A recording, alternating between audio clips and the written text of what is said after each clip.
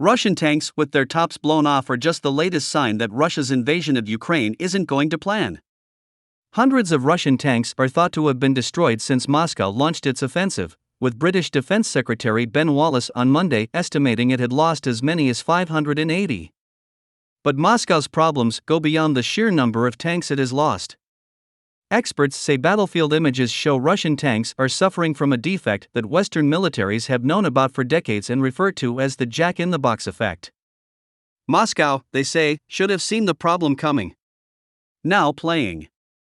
See how small town fought off group of Russian tanks. CNN. See how small town fought off group of Russian tanks. The problem relates to how the tank's ammunition is stored. Unlike modern Western tanks, Russian ones carry multiple shells within their turrets.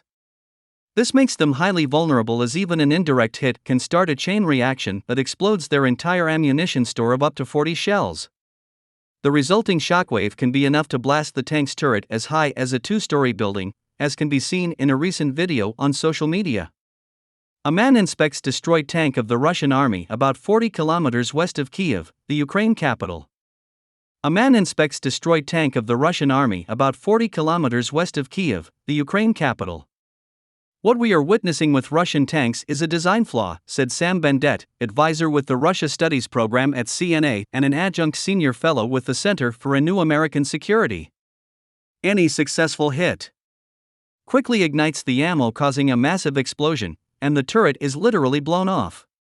The flaw means the tank's crew, usually 2 men in the turret and a third driving, are sitting ducks, said Nicholas Drummond, a defense industry analyst specializing in land warfare and a former British Army officer. If you don't get out within the first second, you're toast. The jack-in-the-box effect.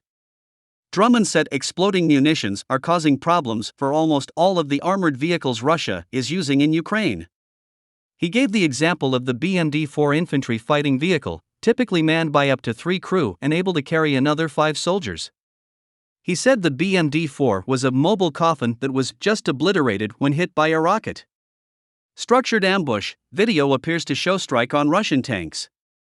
But the design flaw with its tanks should be particularly galling for Moscow, as the problems have been so widely telegraphed. They came to the attention of Western militaries during the Gulf Wars against Iraq in 1991 and 2003, when large numbers of the Iraqi army's Russian-made T-72 tanks suffered the same fate, turrets being blown from their bodies in anti-tank missile strikes. Drummond said Russia hadn't learned the lessons from Iraq and that consequently many of its tanks in Ukraine featured similar design flaws with their autoloading missile systems. When the T-90 series, the successor to the T-72, came into service in 1992, its armor was upgraded, but its ammunition loading system remained similar to its predecessors, leaving it just as vulnerable, Drummond said. The T-80, another Russian tank seeing action in the Ukraine invasion, has a similar ammunition loading system. A destroyed Russian tank sits in the village of Mitrivka, Ukraine. A destroyed Russian tank sits in the village of Mitrivka, Ukraine. There are some benefits to such a system. Bendet, at the Center for a New American Security, said Russia had chosen this system to save space and give the tanks a lower profile, making them harder to hit in battle.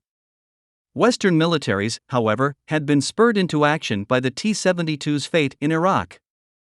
Western militaries all learned from the Gulf War, and from seeing tanks killed during that time, that you have to compartmentalize the ammunition, Drummond said. He pointed to the U.S. military Stryker infantry fighting vehicles developed after the First War in Iraq. That has a turret that sits on top, and that turret does not enter the crew compartment.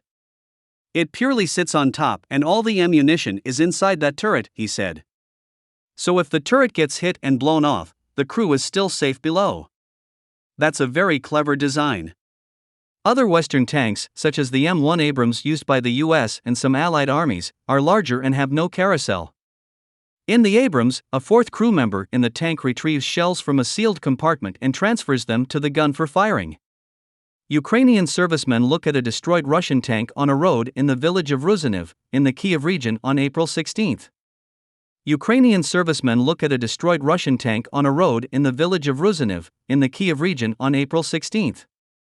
The compartment has a door that the crew member opens and closes between each shot taken by the tank, meaning that if the tank is hit, only one shell is likely to be exposed in the turret. An accurate hit can damage the tank, but not necessarily kill the crew, Bendet said. And Drummond said the shells used by Western militaries sometimes burn under the high heat generated by an incoming missile, but they don't explode.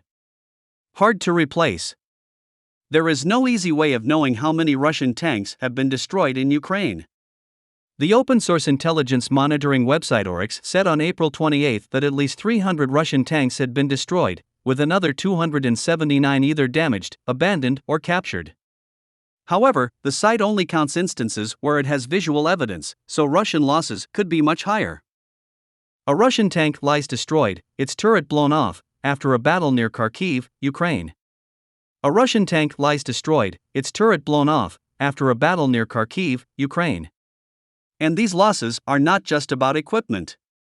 When Wallace, the British Defence Secretary, gave his estimate of 580 lost tanks to the House of Commons, he also said more than 15,000 Russian military personnel had been killed during its invasion.